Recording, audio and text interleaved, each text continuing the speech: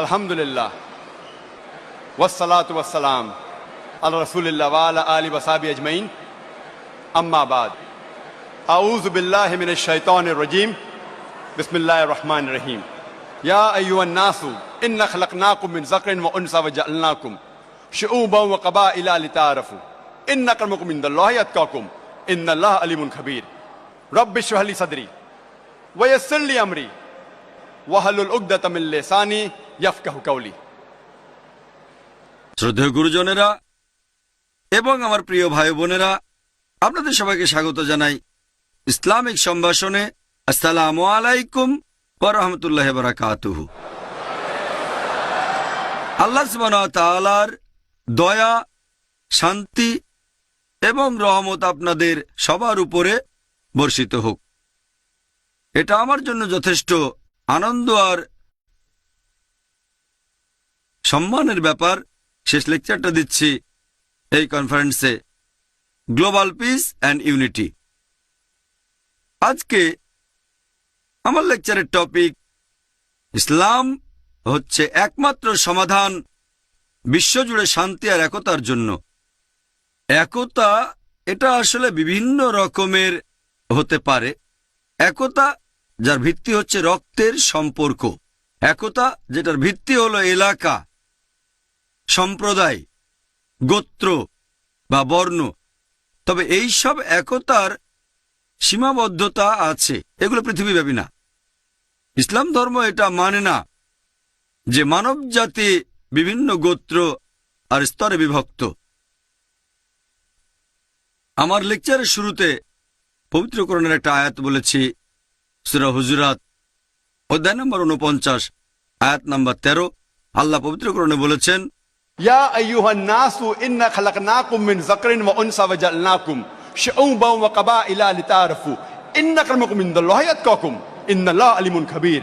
যার মানে, হে মানব জাতি, আমি তোমাদেরকে এক জোড়া পুরুষ ও নারী হতে সৃষ্টি করেছি, আর তোমাদের বিভক্ত করেছি আমি বিভিন্ন জাতীয় গোত্রে, যাতে একে অন্যকে চিনতে পারো।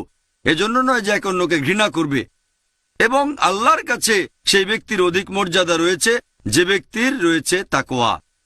আল্লাহ সুবহানাহু ওয়া তাআলার বিচার করার মানদণ্ডটা সেটা গায়ের রং না, সেটা বর্ণ না, সম্পদ না, লিঙ্গ না, সেটা হচ্ছে তাকওয়া। তার মানে আল্লাহকে মেনে চলা, ধার্মিকতা আর ন্যায়নিষ্ঠতা। আল্লাহ পবিত্র কোরআনে বলেছেন সূরা রুম অধ্যায় নম্বর 30 অনুচ্ছেদ 22, তাঁর নিদর্শনাবলীর মধ্যে রয়েছে আকাশমণ্ডলী ও পৃথিবীর সৃষ্টি, এবং তিনি তোমাদের ভাষা আর বর্ণের মধ্যে বৈচিত্র্য সৃষ্টি করে দিয়েছেন। এতে জ্ঞানীদের জন্য অবশ্যই বহু নিদর্শন রয়েছে। আল্লাহ মানুষকে বিভিন্ন বর্ণে সৃষ্টি করেছেন, বিভিন্ন ভাষা দিয়েছেন, যাতে করে একে অন্যকে চিনতে পারেন। আল্লাহ বলেছেন সূরা ইসরা অধ্যায় নম্বর 17 আয়াত 70, ওয়ালাকাদ কাররামনা বানি আদম। আল্লাহ সব আদম সন্তানকে মর্যাদা দান করেছেন, পৃথিবীর যে অংশ থেকে আপনি আসেন না কেন, যে সম্প্রদায় থেকে আসেন না কেন। আল্লাহ সুবহানাহু ওয়া তাআলা সব আদম সন্তানকে মর্যাদা দিয়েছেন, পুরো মানব জাতিকে। আল্লাহ বলেছেন সূরা ফাতির অধ্যায় 35 আয়াত 24, ওয়া ইম মিন উম্মাতিন ইল্লা খালা ফিহা নাযীর। এমন কোন সম্প্রদায় নেই যাদের কাছে আমি সতর্ককারী পাঠাইনি। আল্লাহ কোরআনে বলেছেন সূরা রদ অধ্যায় 13 অনুচ্ছেদ 7, ওয়া লিকুল্লি কওমিন হাদ। প্রত্যেক সম্প্রদায়ের জন্য রয়েছে পথপ্রদর্শক। আল্লাহ তাআলা প্রত্যেক সম্প্রদায়ের জন্য নবী রাসূল পাঠিয়েছেন। আমাদের নবীজি মুহাম্মদ সাল্লাল্লাহু আলাইহি ওয়াসাল্লাম বলেছেন, এই সহিহ হাদিসটা আছে আহমদ ইবনে হাম্বলে খণ্ড নম্বর 5। আমাদের নবীজি বলেছেন, এ পর্যন্ত পৃথিবীতে 1,24,000 নবী রাসূল এসেছেন। তবে যেসব নবী রাসূল সর্বশেষ ও চূড়ান্ত নবী মুহাম্মদ সাল্লাল্লাহু আলাইহি সাল্লামের আগে এসেছেন, তারা এসেছেন শুধু তাদের সম্প্রদায়ের জন্য, তাদের উম্মার জন্য। আর যেহেতু নবীজি মুহাম্মদ সাল্লাল্লাহু আলাইহি সাল্লাম হলেন সর্বশেষ ও চূড়ান্ত নবী, তিনি শুধুমাত্র মুসলিম বা আরবদের জন্য আসেননি। আল্লাহ পবিত্র কোরআনে বলেছেন সূরা আম্বিয়া অধ্যায় নম্বর 21 আয়াত নম্বর 107, ওয়া মা আরসালনাকা ইল্লা রাহমাতাল লিল আলামিন। আমি তো তোমাকে প্রেরণ করেছি কেবল বিশ্বজগতের প্রতি রহমত হিসেবে, সকল সৃষ্টির প্রতি রহমত হিসেবে, পুরো মানবজাতির প্রতি রহমত হিসেবে। আল্লাহ বলেছেন সূরা সাবা অধ্যায় নম্বর 34 আয়াত নম্বর 28, ওয়া মা আরসালনাকা ইল্লা কাফাতাল লিন নাস বাশীরা ওয়া নাযীরা। আমি তো তোমাকে সমগ্র মানবজাতির প্রতি সুসংবাদদাতা ও সতর্ককারী রূপে পৃথিবীতে পাঠিয়েছি, কিন্তু অধিকাংশ মানুষই এখনো এটা জানে না। তাহলে নবীজি মুহাম্মদ সাল্লাল্লাহু আলাইহি সাল্লাম শুধুমাত্র মুসলিম বা আরবদের জন্য আসেননি, তিনি এসেছিলেন পুরো মানব জাতির জন্য। আল্লাহ কোরআনে বলেছেন সূরা রদ অধ্যায় 13 আয়াত 38, লিকুল্লি আজলিন কিতাব। প্রত্যেক যুগে আমি আসমানি কিতাব পাঠিয়েছি। পবিত্র কোরআনে মাত্র 4টার নাম উল্লেখ করা হয়েছে, তবে প্রত্যেক যুগেই আল্লাহ আসমানি কিতাব পাঠিয়েছেন। কিন্তু সর্বশেষ ও চূড়ান্ত আসমানি কিতাব কোরআনের আগে যেসব কিতাব এসেছিল সেগুলো ছিল নির্দিষ্ট গোত্রের জন্য, আর সেই কিতাবের নির্দেশ মানার কথা ছিল একটা নির্দিষ্ট সময় পর্যন্ত। তবে যেহেতু কোরআন সর্বশেষ ও চূড়ান্ত আসমানি কিতাব, আল্লাহ বলেছেন সূরা ইব্রাহিম অধ্যায় নম্বর 14 আয়াত নম্বর 1, আলিফ লাম র। এই কিতাব তোমার প্রতি অবতীর্ণ করেছে নবী মুহাম্মদ সাল্লাল্লাহু আলাইহি সাল্লাম, যাতে করে তুমি মানব জাতিকে বের করে আনতে পারো অন্ধকার থেকে আলোতে। যেহেতু কোরআন আল্লাহ তাআলার সর্বশেষ ও চূড়ান্ত ওহী, এটা শুধুমাত্র মুসলিম বা আরবদের জন্য নাজিল করা হয়নি, নাজিল হয়েছে পুরো মানব জাতির জন্য। এই কথাটা আবারও আছে সূরা ইব্রাহিম অধ্যায় 14 আয়াত 52, সূরা বাকারা অধ্যায় 2 আয়াত 185, এছাড়াও সূরা আল জুমার অধ্যায় 39 আয়াত 41, যে পবিত্র কোরআন নাজিল হয়েছে পুরো মানব জাতির জন্য। বাইবেলে যেমন ওল্ড টেস্টামেন্ট আছে আর নিউ টেস্টামেন্ট আছে, তাহলে এই কোরআন হচ্ছে মানব জাতির জন্য লাস্ট টেস্টামেন্ট।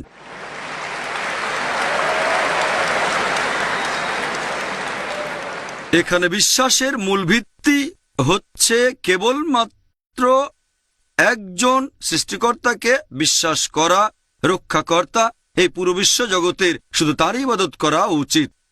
কেবলমাত্র একজন ঈশ্বরকে বিশ্বাস করা, যিনি এই বিশ্বজগৎ সৃষ্টি আর রক্ষা করছেন।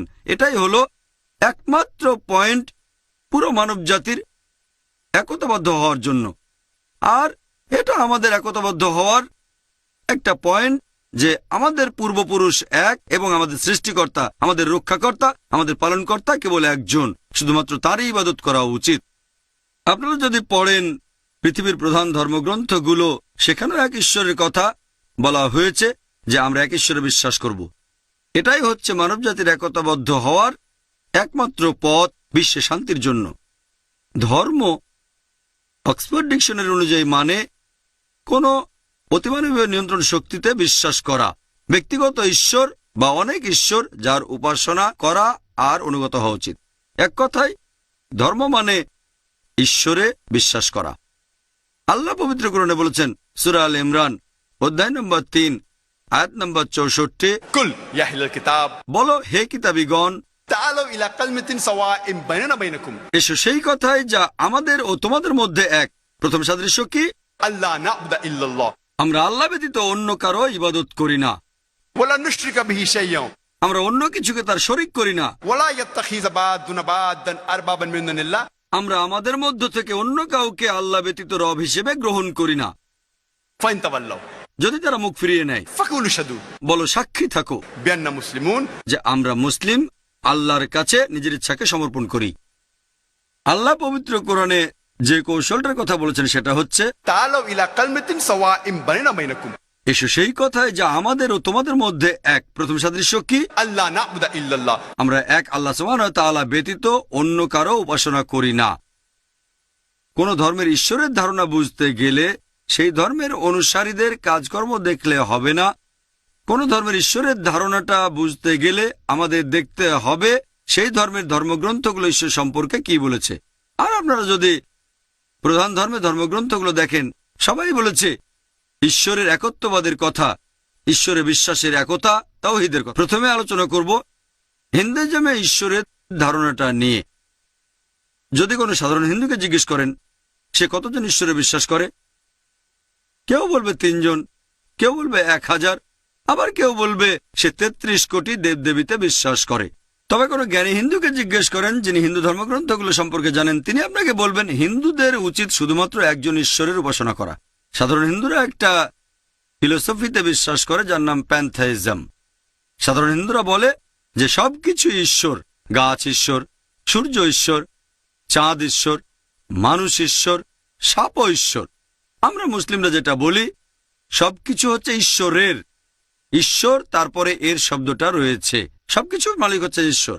গাছের মালিক ঈশ্বর, সূর্যের মালিক ঈশ্বর, চাঁদের মালিক ঈশ্বর, মানুষের মালিক ঈশ্বর, সাপের মালিকও ঈশ্বর।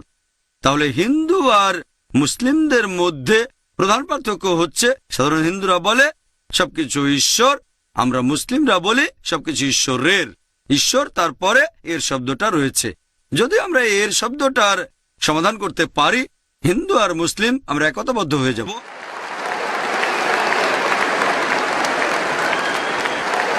সেটা কিভাবে করব? আল্লাহ যেভাবে বলেছেন, تعالوا إلى كلمة سواء بيننا وبينكم এসো সেই কথাই যা আমাদের ও তোমাদের মধ্যে এক। প্রথম সাদৃশ্য কি? ألا نعبد إلا الله। আমরা আল্লাহ ব্যতীত অন্য কারো ইবাদত করি না। আসলে এবারে দেখি হিন্দু ধর্মগ্রন্থগুলোতে সর্বশক্তিমান ঈশ্বর সম্পর্কে কি বলা হয়েছে। হিন্দুদের পবিত্র ধর্মগ্রন্থগুলোর মধ্যে রয়েছে ছান্দোগ্য উপনিষদ। এখানে বলা হয়েছে অধ্যায় নম্বর 6, অনুচ্ছেদ 2, পরিচ্ছেদ 1। एकम एविदित्यम। এটা সংস্কৃত উদ্ধৃতি, যার মানে ঈশ্বর কেবলমাত্র একজন, দ্বিতীয় কেউ নেই। তারপরে বলা হয়েছে শ্বেতাক্ষেত্র উপনিষদে অধ্যায় নম্বর 6, অনুচ্ছেদ 9। नाचस्य कसिज जनिता न चदीपा। এ কথাটার মানে হচ্ছে সর্বশক্তিমান ঈশ্বর, তার কোনো প্রভু নেই, তার কোনো বাবা মা নেই, তার মা নেই, তার কোনো বাবা মা নেই। এর উল্লেখ আছে শ্বেতাক্ষেত্র উপনিষদে অধ্যায় নম্বর 4, অনুচ্ছেদ 19। न तस्य प्रतिमा अस्ति। ঈশ্বরের সমতুল্য আর কিছুই নেই, সর্বশক্তিমান ঈশ্বরের সমতুল্য কিছু নেই। হিন্দু ধর্মগ্রন্থগুলোর মধ্যে সবচেয়ে জনপ্রিয় আর সবচেয়ে বেশি পড়া ভগবদ্গীতা। ভগবদ্গীতায় বলা হয়েছে অধ্যায় নম্বর 7, অনুচ্ছেদ 20, জাগতিক আশা আকাঙ্ক্ষা যাদের সব বিচার বুদ্ধি কেড়ে নিয়েছে, তারা নকল ঈশ্বরের উপাসনা করে, তারা মূর্তি পূজা করে। ভগবদ্গীতায় উল্লেখ করা হয়েছে অধ্যায় নম্বর 10, অনুচ্ছেদ 3, তারা জানে যে আমি স্বয়ম্ভু, যে কখনো জন্মগ্রহণ করেনি, পুরো বিশ্বজগতের সর্বময় প্রভু। হিন্দু ধর্মগ্রন্থগুলোর মধ্যে সবচেয়ে পবিত্র হচ্ছে বেদ। যজুর্বেদে উল্লেখ আছে অধ্যায় নম্বর 32, অনুচ্ছেদ নম্বর 3, न तस्य प्रतिमा अस्ति। মহান ঈশ্বরের কোনো প্রতিমূর্তি নেই, সর্বশক্তিমান ঈশ্বরের কোনো প্রতিমা নেই। যজুর্বেদে উল্লেখ করা হয়েছে অধ্যায় নম্বর 40, অনুচ্ছেদ 9, अंधात्म प्रविशन्ति या असम्मुति उपास्ते। তারা অন্ধকারে প্রবেশ করছে যারা আসাম্বতীর উপাসনা করে।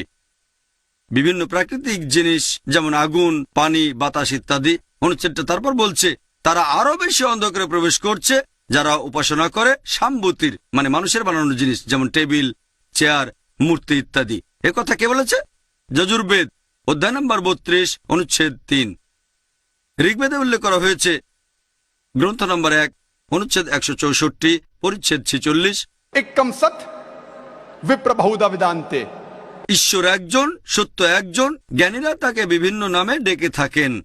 আর শুধুমাত্র ঋগ্বেদের একটা অনুচ্ছেদে সর্বশক্তিমান ঈশ্বরের 33টা আলাদা বৈশিষ্ট্যের কথা বলা হয়েছে। ঋগ্বেদে গ্রন্থ নম্বর 2, অনুচ্ছেদ 1। ঋগ্বেদ আরো বলছে গ্রন্থ নম্বর 8, অনুচ্ছেদ 1, পরিচ্ছেদ 1, मां चिदन्यदि संसद। সকল প্রশংসা শুধু তারই প্রাপ্য, শুধু তারই উপাসনা করো। আর ব্রহ্মসূত্র হিন্দুজীবী ধর্মবিশ্বাসের মূল ভিত্তিটা হচ্ছে एकम ब्रह्म द्योत्या नास्ते नहना नास्ते किंचन। भगवान एक ही है, दूसरा नहीं है, नहीं है, नहीं है, जरा भी नहीं है। ঈশ্বর কেবলমাত্র একজন, দ্বিতীয় কেউ নেই, কোথাও কেউ নেই, কোথাও কেউ নেই, আর কোথাও কেউ নেই। যদি হিন্দু ধর্মগ্রন্থগুলো পড়েন তাহলে হিন্দুইজমে ঈশ্বরের ধারণাটা বুঝতে পারবেন, যে সেখানে বলা হয়েছে বিশ্বাস করবেন একজন ঈশ্বরকে, যার কোনো প্রতিমূর্তি নেই, যার কোনো মূর্তি নেই, শুধু তার উপাসনা করো। আসুন এবার ইহুদি ধর্মে ঈশ্বরের ধারণা নিয়ে আলোচনা করি। ওল্ড টেস্টামেন্টে উল্লেখ করা হয়েছে বুক অব ডিউটেরোনমি অধ্যায় নম্বর 6, অনুচ্ছেদ 4, মুসা আলাইহিস সালাম বলেছেন, शमा इज़राइलो अदनन हाइनो अदनाय खद। এটা হিব্রু ধৃতি, যার মানে শোনো ইসরায়েলবাসী, প্রভু আমাদের ঈশ্বর হলেন একজন। এটা আছে বুক অব আয়জায়াতে অধ্যায় নম্বর 43, অনুচ্ছেদ 11, আমি তোমাদের প্রভু, অন্য আর কেউ নেই, আমি ব্যতীত অন্য কোনো রক্ষাকর্তা নেই। আছে বুক অব আয়জায়া অধ্যায় 45, অনুচ্ছেদ 5, আমি ঈশ্বর, আর কেউ নেই, আমি ব্যতীত আর কোনো উপাস্য নেই। এরপর বুক অব আয়জায়া অধ্যায় 46, অনুচ্ছেদ 9, আমি ঈশ্বর, আমার সমতুল্য কেউ নেই। এরপর বুক অব এক্সোডাস অধ্যায় নম্বর 20, অনুচ্ছেদ 3 থেকে 5, এছাড়াও বুক অব ডিউটেরোনমি অধ্যায় 5, অনুচ্ছেদ 7 থেকে 9 বলা হয়েছে সর্বশক্তিমান ঈশ্বর ওল্ড টেস্টামেন্টে বলছেন, আমাকে ছাড়া তোমরা আর কোনো দেবতার উপাসনা করবে না। তোমরা আমার এমন কোন প্রতিমূর্তি তৈরি করবে না, মূর্তি তৈরি করবে না যার সাথে সাদৃশ্য আছে উপরে আকাশের কিছু, নিচে মাটি বা মাটির নিচের পানিতে কিছুর সাথে। তাদের সামনে নতজন হবে না, তাদের সেবা করবে না, কারণ আমি তোমাদের প্রভু, তোমাদের ঈশ্বর খুবই ঈর্ষাপরায়ণ। তাহলে যদি ওল্ড টেস্টামেন্ট পড়েন, আপনারা ইহুদি ধর্মে ঈশ্বরের ধারণাটা বুঝতে পারবেন। তারাও এক ঈশ্বরে বিশ্বাস করে, শুধু তার উপাসনায় করা উচিত, তার কোনো প্রতিমূর্তি নেই। খ্রিস্টান ধর্মে ঈশ্বরের ধারণা সম্পর্কে আলোচনা করার আগে আমি কয়েকটা পয়েন্ট বলে নিই। ইসলাম হচ্ছে একমাত্র অখ্রিস্টান ধর্মবিশ্বাস যে ধর্মে যীশুখ্রিস্ট বা ঈসা আলাইহিস সালামকে আল্লাহর নবী বলে বিশ্বাস করা হয়। সেই মুসলিম আসলে মুসলিম না যদি সে ঈসা আলাইহিস সালামকে নবী বলে না মানে। আমরা মানি যে তিনি আল্লাহ সুবহানাহু ওয়া তাআলার প্রেরিত একজন নবী ও রাসূল, প্রেরিত পুরুষ। আমরা মানি যে তিনি হলেন মসিহ অর্থাৎ খ্রিস্ট। আমরা মানি যে তিনি অলৌকিকভাবে জন্মেছিলেন কোন পুরুষের স্পর্শ ছাড়াই, যেটা এখনকার দিনের অনেক আধুনিক খ্রিস্টানই বিশ্বাস করে না। আমরা মানি যে তিনি আল্লাহর নির্দেশে মৃতকে জীবিত করেছেন। আমরা মানি যে তিনি আল্লাহর নির্দেশে কুষ্ঠরোগী আর জন্মান্ধদের সুস্থ করেছেন। মুসলিম আর খ্রিস্টানরা এখানে আমরা এক। প্রশ্ন করতে পারেন, তাহলে পার্থক্যটা কোথায়? আমাদের পার্থক্য হচ্ছে এরকম অনেক খ্রিস্টানই আছে যারা বলে যে যীশুখ্রিস্ট নিজেকে ঈশ্বর বলে দাবি করেছেন। তিনি বলেছেন যে আমি সর্বশক্তিমান ঈশ্বর। সত্যি বলতে আপনারা যদি বাইবেল পড়েন, গোটা বাইবেলে আপনারা স্পষ্ট করে বলা এমন একটা অনুচ্ছেদ খুঁজে পাবেন না যেখানে যীশুখ্রিস্ট বা ঈসা আলাইহিস সালাম নিজের মুখে বলেছেন যে আমি ঈশ্বর অথবা আমার উপাসনা করো। কথাটা আবারও বলছি, যদি আপনারা বাইবেল পড়েন সেখানে স্পষ্ট করে বলা একটা অনুচ্ছেদও পাবেন না যেখানে যীশুখ্রিস্ট তার নিজের মুখেই বলেছেন যে আমি ঈশ্বর অথবা আমার উপাসনা করো। আপনারা যদি বাইবেল পড়েন, যীশুখ্রিস্ট তার নিজের মুখেই বলেছেন, এটা আছে গসপেল অফ জন অধ্যায় নম্বর 14 অনুচ্ছেদ 28। যীশুখ্রিস্ট বা ঈসা আলাইহিস সালাম বলেছেন আমার পিতা আমার চেয়ে মহান। গসপেল অফ জন অধ্যায় 10 অনুচ্ছেদ 29, আমার পিতা সবার চেয়ে মহান। গসপেল অফ ম্যাথিউ অধ্যায় 12 অনুচ্ছেদ 28, আমি ঈশ্বরের আত্মার সাহায্যে শয়তানকে তাড়িয়ে দিই। গসপেল অফ লুক অধ্যায় 11 অনুচ্ছেদ 20, আমি ঈশ্বরের আঙুলের সাহায্যে শয়তানকে তাড়িয়ে দিই। গসপেল অফ জন অধ্যায় 5 অনুচ্ছেদ 30, আমি নিজের থেকে কিছুই করতে পারি না।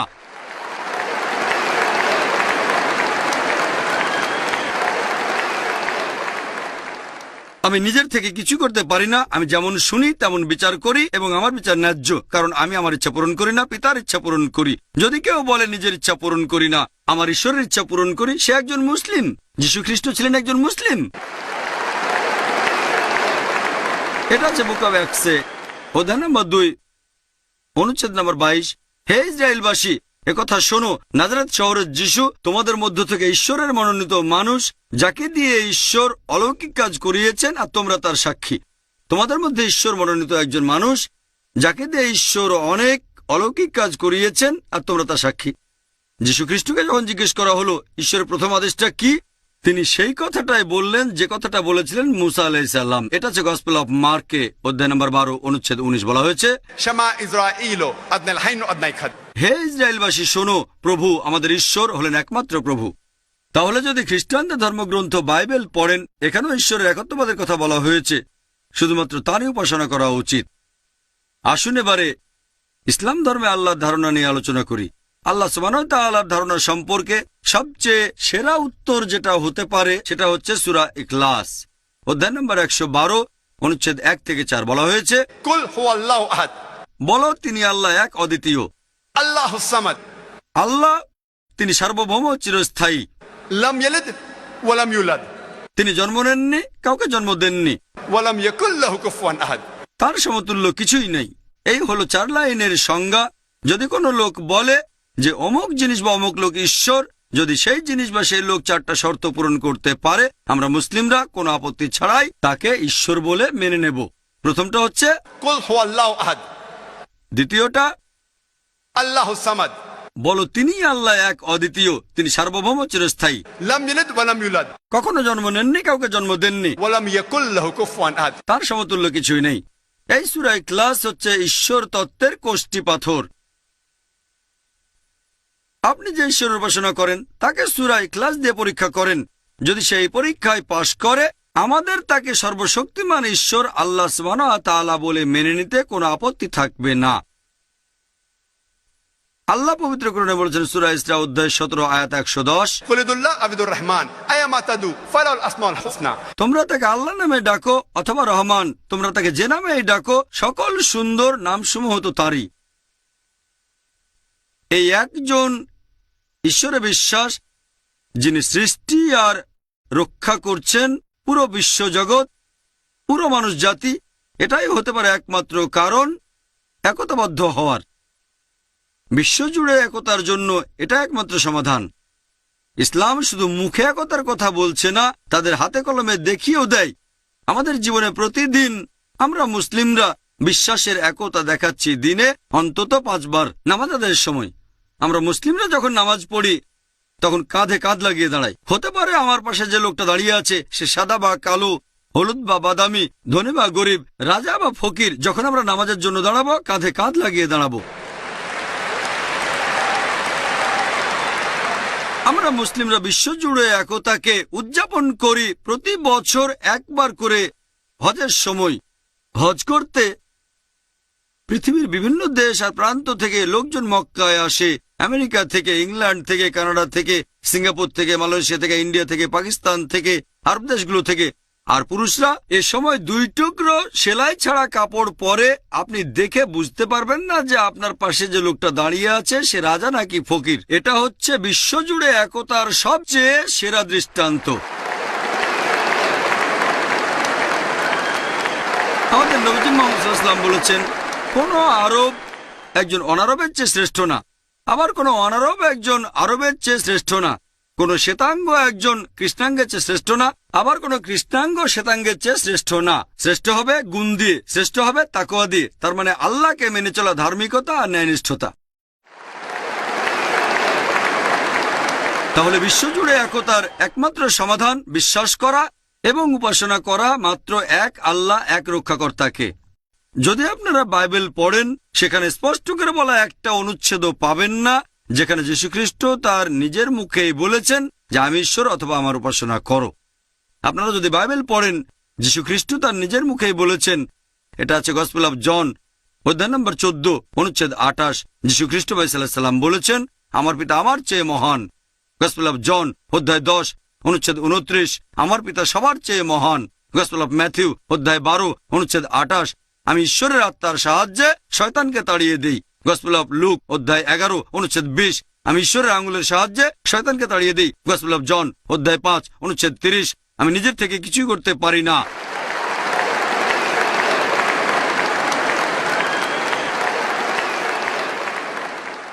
আমি নিজের থেকে কিছু করতে পারি না, আমি যেমন শুনি তেমন বিচার করি এবং আমার বিচার ন্যায্য, কারণ আমি আমার ইচ্ছা পূরণ করি না, পিতার ইচ্ছা পূরণ করি। যদি কেউ বলে নিজের ইচ্ছা পূরণ করি না, আমার ঈশ্বরের ইচ্ছা পূরণ করি, সে একজন মুসলিম। যীশুখ্রিস্ট ছিলেন একজন মুসলিম। এটা আছে বুক অব অ্যাক্টসে অধ্যায় নম্বর 2 অনুচ্ছেদ নম্বর 22। হে ইসরায়েলবাসী, একথা শোনো, নাজারেত শহরের যিশু তোমাদের মধ্য থেকে ঈশ্বরের মনোনীত মানুষ, যাকে দিয়ে ঈশ্বর অলৌকিক কাজ করিয়েছেন আর তোমরা তার সাক্ষী। তোমাদের মধ্যে ঈশ্বর মনোনীত একজন মানুষ, যাকে দিয়ে ঈশ্বর অনেক অলৌকিক কাজ করিয়েছেন আর তোমরা তার সাক্ষী। যীশুখ্রিস্টকে যখন জিজ্ঞেস করা হলো ঈশ্বরের প্রথম আদেশটা কি, তিনি সেই কথাটাই বললেন যে কথাটা বলেছিলেন মুসা আলাইহিস সালাম। এটা আছে গসপেল অফ মার্কে অধ্যায় নম্বর 12 অনুচ্ছেদ 19। বলা হয়েছে, শামা ইসরাঈলু আদনাল হাইনু আদনাই খাদ। হে ইসরায়েলবাসী শোনো, প্রভু আমাদের ঈশ্বর হলেন একমাত্র প্রভু। তাহলে যদি খ্রিস্টানদের ধর্মগ্রন্থ বাইবেল পড়েন, এখানেও ঈশ্বরের একত্ববাদের কথা বলা হয়েছে, শুধুমাত্র তারই উপাসনা করা উচিত। আসুন এবারে ইসলাম ধর্মে আল্লাহর ধারণা নিয়ে আলোচনা করি। আল্লাহ সুবহানাহু ওয়া তাআলার ধারণা সম্পর্কে সবচেয়ে সেরা উত্তর যেটা হতে পারে সেটা হচ্ছে সূরা ইখলাস অধ্যায় নম্বর 112 অনুচ্ছেদ 1 থেকে 4। বলা হয়েছে, কুল হুয়াল্লাহু আহাদ, বলো তিনি আল্লাহ এক, অদ্বিতীয়। আল্লাহুস সামাদ, আল্লাহ তিনি সার্বভৌম, চিরস্থায়ী। লাম ইয়ালিদ ওয়া লাম ইউলাদ, তিনি জন্ম নেননি, কাউকে জন্ম দেননি। ওয়া লাম ইয়াকুল লাহু কুফুয়ান আহাদ, তার সমতুল্য কিছুই নেই। এই হলো 4 লাইনের সংজ্ঞা। যদি কোনো লোক বলে যে অমুক জিনিস বা অমুক লোক ঈশ্বর, যদি সেই জিনিস বা সেই লোক 4টা শর্ত পূরণ করতে পারে, আমরা মুসলিমরা কোনো আপত্তি ছাড়াই তাকে ঈশ্বর বলে মেনে নেব। প্রথমটা হচ্ছে কুল হুয়াল্লাহু আহাদ, দ্বিতীয়টা আল্লাহুস সামাদ, বলো তিনি আল্লাহ এক, অদ্বিতীয়, তিনি সার্বভৌম, চিরস্থায়ী, لم يلد ولم يولد কখনো জন্ম নেননি, কাউকে জন্ম দেননি, ولم يكن له كفوا أحد। তার সমতুল্য কিছুই নেই। এই সূরা ইখলাস হচ্ছে ঈশ্বর তত্ত্বের কোষ্ঠী পাথর।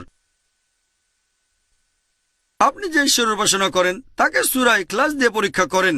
যদি সেই পরীক্ষায় পাশ করে, আমাদের তাকে সর্বশক্তিমান ঈশ্বর আল্লাহ সুবহানাহু ওয়া তাআলা বলে মেনে নিতে কোনো আপত্তি থাকবে না।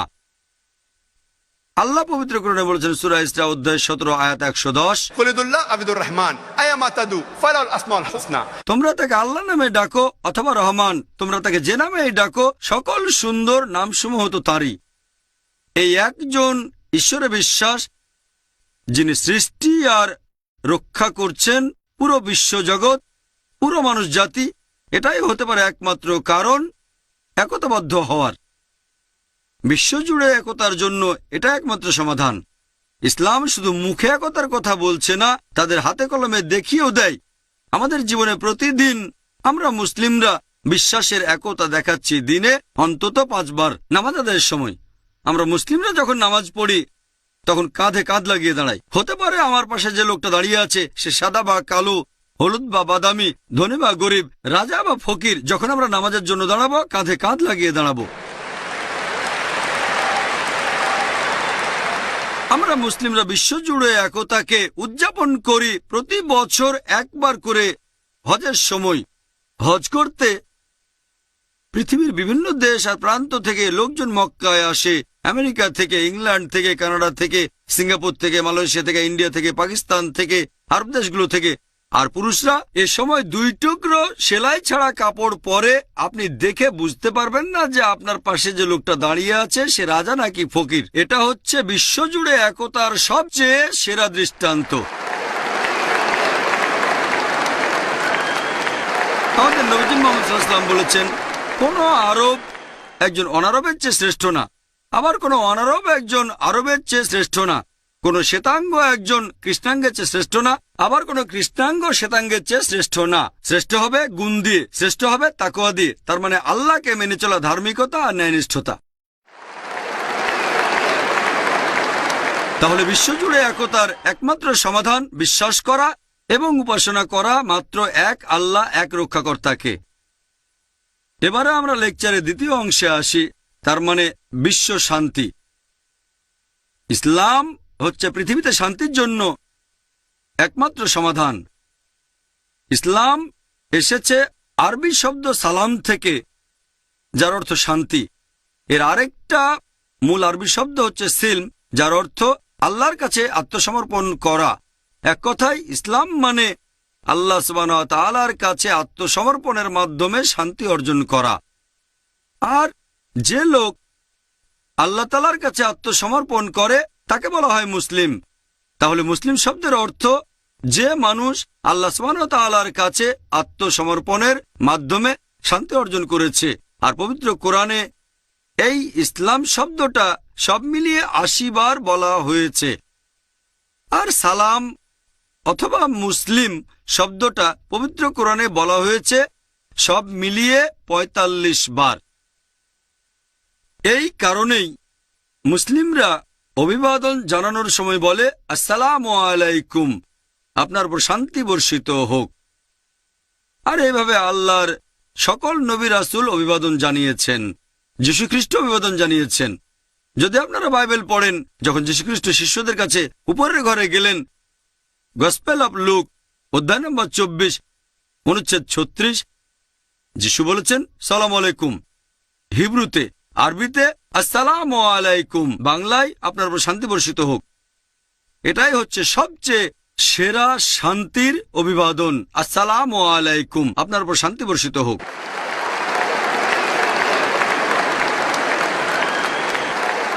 দুর্ভাগ্যজনকভাবে বর্তমানের পশ্চিমা বিশ্ব, যেখানে বেশিরভাগ মানুষই খ্রিস্টান ধর্মের অনুসারী, তারা নতুন ধরনের অভিবাদন চালু করেছে। Good morning, good afternoon, good evening, hi, hello.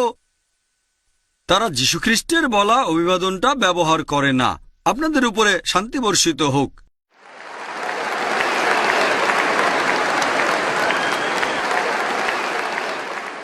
ইসলাম হচ্ছে শান্তির ধর্ম। তবে দুর্ভাগ্যজনকভাবে আন্তর্জাতিক মিডিয়ায় এখন দেখতে পাই ইসলাম ধর্ম সম্পর্কে মিথ্যা খবর আর কুৎসা প্রচার করে। আন্তর্জাতিক মিডিয়া ইসলাম সম্পর্কে বিভিন্ন ভুল তথ্য প্রচার করছে পৃথিবী জুড়ে। আর একটা আর্টিকেল অনুযায়ী ছাপা হয়েছিল টাইম ম্যাগাজিনে 1979 সালের 16 এপ্রিল, বলা হয়েছে যে এ পর্যন্ত 60,000-এর বেশি বই লেখা হয়েছে ইসলামের বিরুদ্ধে আর নবীজির বিরুদ্ধে। সময়কালটা 150 বছর, 1800 থেকে 1950 সাল পর্যন্ত। যদি হিসাব করেন তাহলে ইসলামের বিরুদ্ধে একটারও বেশি বই লেখা হয়েছে প্রতিদিন। তবে 9/11-এর পরে 2001 সালের 11 সেপ্টেম্বরের পরে এই প্রবণতাটা অনেক গুণ বেড়ে গেছে। এখন এই পার্সেন্টেজ, এই সংখ্যাটা অনেক গুণ বেড়ে গেছে। এটা প্রত্যেক মুসলিমের দায়িত্ব আমরা এই ভুল ধারণাগুলো শুধরে দেওয়ার চেষ্টা করব যেটা প্রচার করছে আন্তর্জাতিক মিডিয়া। এ ব্যাপারে কিছু কৌশল অবলম্বন করে। তারা এমনভাবে দেখায় যেন ইসলাম এমন একটা ধর্ম যেটা উত্তেজনা সৃষ্টি করে, যেন ইসলামের কারণে পুরো পৃথিবীতে শান্তির ব্যাঘাত ঘটছে। তারা যে কৌশল ব্যবহার করে সেগুলোর একটা যে তারা এভাবে বলে এই জিনিসটা আছে ইসলামে যেটা আসলে ইসলামে নেই, যেটার কথা ইসলামে কখনো শোনায়নি। যেমন ধরেন, তারা বলে যে ইসলাম হলো একটা সেকেলে ধর্ম। ইসলাম এমন একটা ধর্ম যেটা যুক্তি আর বিজ্ঞান মানে না। সত্যি বলতে ইসলাম হচ্ছে সবচেয়ে আধুনিক ধর্ম। ইসলাম যুক্তি এবং বিজ্ঞানে বিশ্বাস করে। এজন্য আমার লেকচার দেখবেন কোরআন ও আধুনিক বিজ্ঞান পরস্পর বিরোধী নাকি সঙ্গতিপূর্ণ। মিডিয়া অন্য আরেকটা কৌশল অবলম্বন করে। তারা কোরআন এবং হাদিস থেকে উদ্ধৃতি দেয়, তবে সেগুলো প্রসঙ্গ ছাড়া। আমি একটা উদাহরণ দিচ্ছি।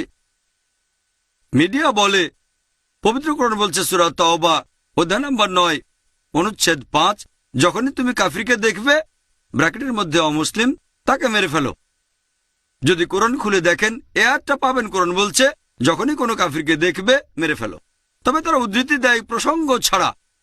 প্রসঙ্গটা হচ্ছে এ আয়াতটা নাজিল হয়েছিল যুদ্ধের ময়দান প্রসঙ্গে। আল্লাহ বলেছেন শত্রুরা তোমাদের সঙ্গে লড়াই করতে এলে তোমরা ভয় পেও না, সাহসী হও আর তাদের মেরে ফেলো। এটা যুদ্ধের ময়দানে তারা প্রসঙ্গ ছাড়া উদ্ধৃতি দেয়।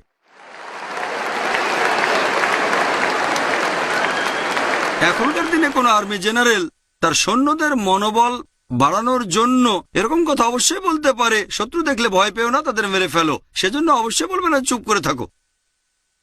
আর অনেক সময় সূরা তাওবার 5 নম্বর আয়াতের উদ্ধৃতি দেওয়ার পরে তারা সরাসরি 7 নম্বরে চলে যায়। কেন? কারণ 6 নম্বর এটার উত্তর আছে। 6 নম্বর আয়াত বলছে যদি তোমার শত্রু শান্তি চায়, যদি শান্তি চায় তাহলে শুধু ছেড়েই দিও না, তাকে নিরাপদ কোন স্থানে পৌঁছে দাও। চিন্তা করেন, এখনকার দিনের সবচেয়ে দয়ালু আর্মি জেনারেল খুব বেশি হলে বলতে পারে ঠিক আছে শত্রুকে ছেড়ে দাও, তবে কোরআন বলছে শুধু তাদের ছেড়েই দিও না, নিরাপদ কোন স্থানে তাদের পৌঁছে দাও যাতে তারা আল্লাহর বাণী শুনতে পারে। এরকম আরো উদাহরণ আছে।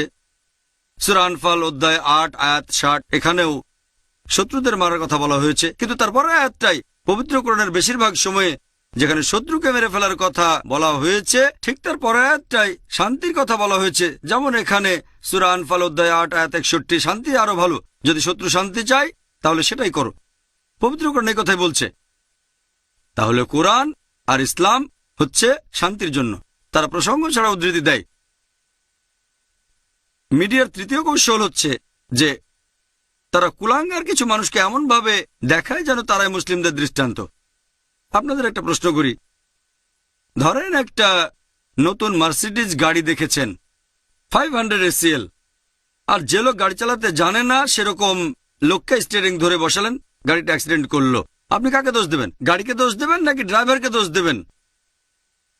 কাকে দোষ দেবেন, গাড়িকে না ড্রাইভারকে? দোষ দেবেন ড্রাইভারকে। যদি জানতে চান গাড়িটা কত ভালো তাহলে গাড়ির খুঁটিনাটি দেখেন, গাড়িটার স্পিড কত, নিরাপত্তার ব্যবস্থা কি, পিক আপ কেমন, গাড়িতে কতগুলো গিয়ার আছে ইত্যাদি। আর যদি গাড়িটা চালিয়ে পরীক্ষা করতে চান তাহলে স্টিয়ারিং হুইলে এক্সপার্ট ড্রাইভারকে বসান। যদি ইসলাম ধর্মকে বিচার করতে চান তাহলে মুসলিমদের দৃষ্টান্ত দেখেন সর্বশেষ ও চূড়ান্ত নবী মুহাম্মদ সাল্লাল্লাহু আলাইহি সাল্লামকে। মিডিয়ার আরেকটা কৌশল হচ্ছে যে ইসলাম নাকি মানব জাতির জন্য সমস্যা। সত্যি বলতে ইসলাম হচ্ছে মানব জাতির সমস্যাগুলোর সমাধান। মিডিয়া বলে মুসলিমরা হচ্ছে মৌলবাদী। এই মৌলবাদী শব্দের অর্থ কি? মৌলবাদী মানে যে লোক কোনো একটা বিষয়ের মূলনীতিগুলো মেনে চলে।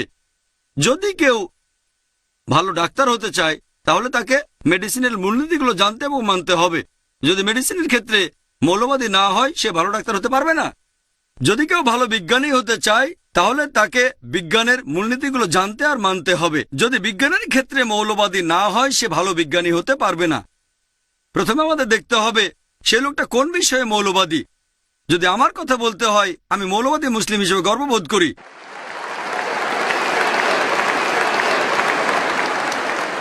কারণ আমি ইসলামের মূল নীতিগুলো জানি আর মেনে চলার চেষ্টা করি। আমি জানি ইসলাম ধর্মে এমন একটা মূল নীতিও নেই যেটা সামগ্রিকভাবে মানবতার বিরুদ্ধে যায়। আমি চ্যালেঞ্জ করেছি ইসলামে এরকম একটা মূলনীতি দেখান যেটা সামগ্রিকভাবে মানবতার বিরুদ্ধে।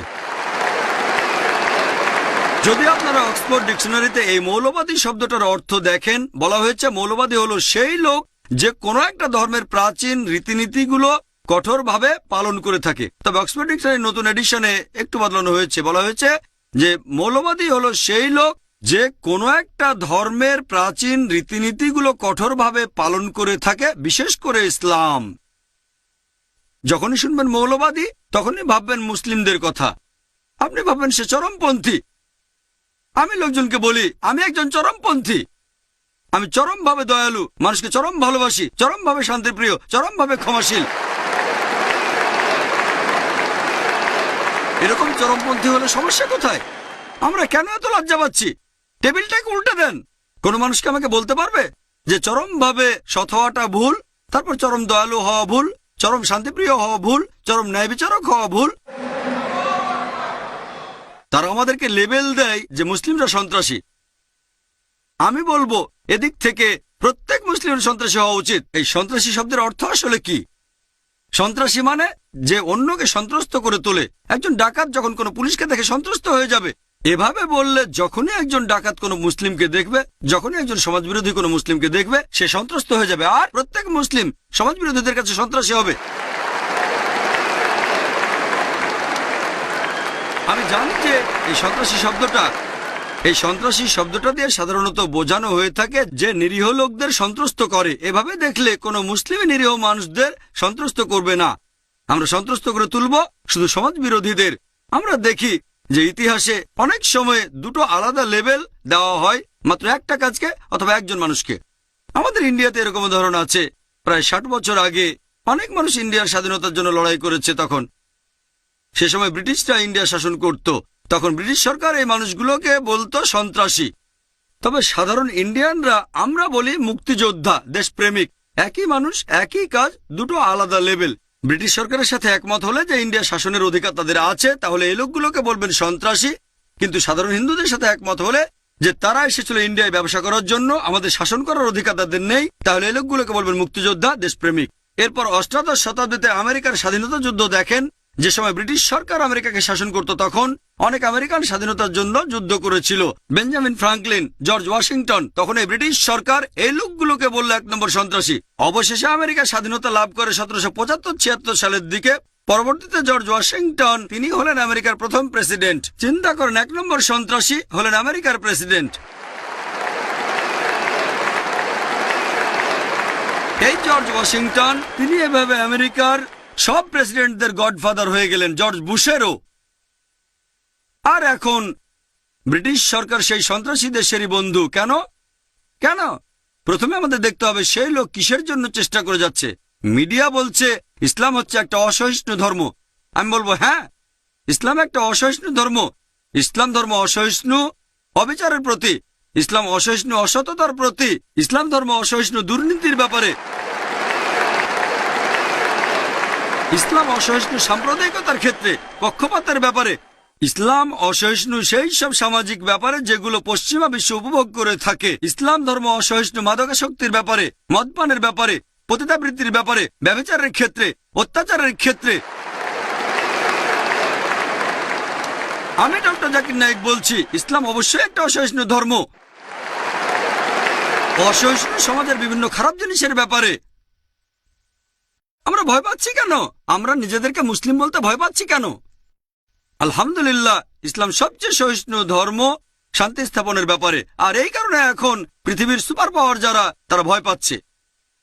পলিটিশিয়ানদের কথা বলছি, তারা ইসলামকে ভয় পাচ্ছে, কারণ এটা একমাত্র ধর্ম যেটা পৃথিবীতে শান্তি আনতে পারে।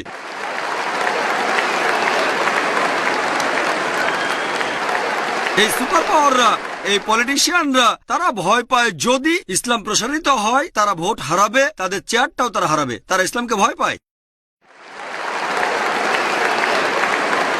এখনকার দিনে মিডিয়া বলে ইসলাম নাকি তরবারি দিয়ে ছড়ানো হয়েছে। ডিলেসি ওলেরি তার বইতে লিখেছেন, একজন বিখ্যাত ঐতিহাসিক, তিনি বলেছেন যে ইতিহাসে এটা পরিষ্কার যে উগ্রপন্থী মুসলিমরা পৃথিবীতে ঘুরে বেড়াচ্ছে আর তরবারি দিয়ে ইসলাম প্রচার করছে। এটা সবচেয়ে বড় আজগুবি একটা গল্প, যেটা ঐতিহাসিকরা বারবার বলেছে। প্লেন ট্রুথ ম্যাগাজিনে একটা জরিপ করা হয়েছিল 1986 সালে। 50 বছরে বিভিন্ন ধর্মের অনুসারী কি পরিমাণ বেড়েছে 1934 সাল থেকে 84 সাল পর্যন্ত। সেখানে যেটা 1 নম্বর ধর্ম সেটা ইসলাম, 235%।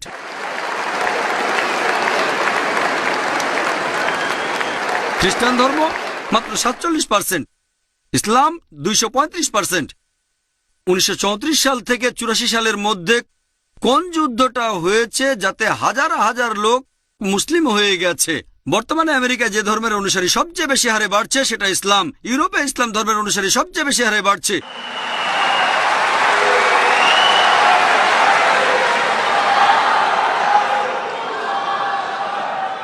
মিডিয়া বলছে ইসলাম মেয়েদের ছোট করে রেখেছে।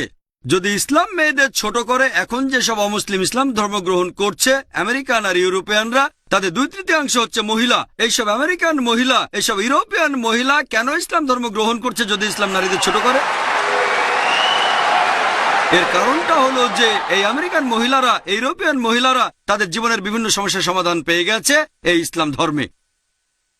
11 সেপ্টেম্বরের পর মাত্র 10 মাস সময়ের মধ্যে আমেরিকায় 34,000 আমেরিকান ইসলাম গ্রহণ করেছে।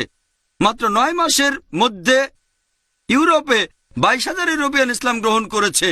আল্লাহ বলেছেন সূরা আল ইমরান অধ্যায় 3 আয়াত 54, তারা চক্রান্ত করেছিল, আল্লাহ কৌশল করেছিলেন, নিশ্চয়ই আল্লাহ কৌশলীদের শ্রেষ্ঠ।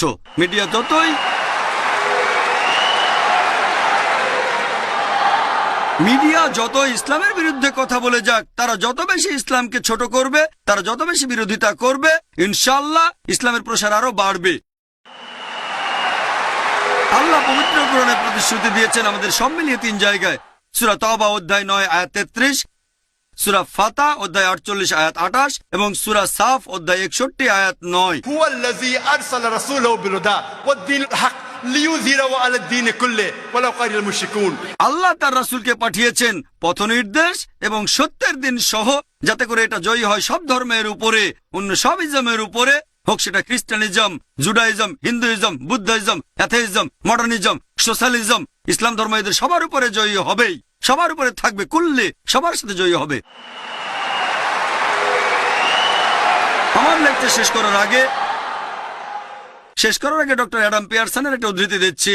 তিনি বলেছেন, মানুষজন ভয় পায় যে একদিন পারমাণবিক বোমা আরবদের হাতে চলে যাবে।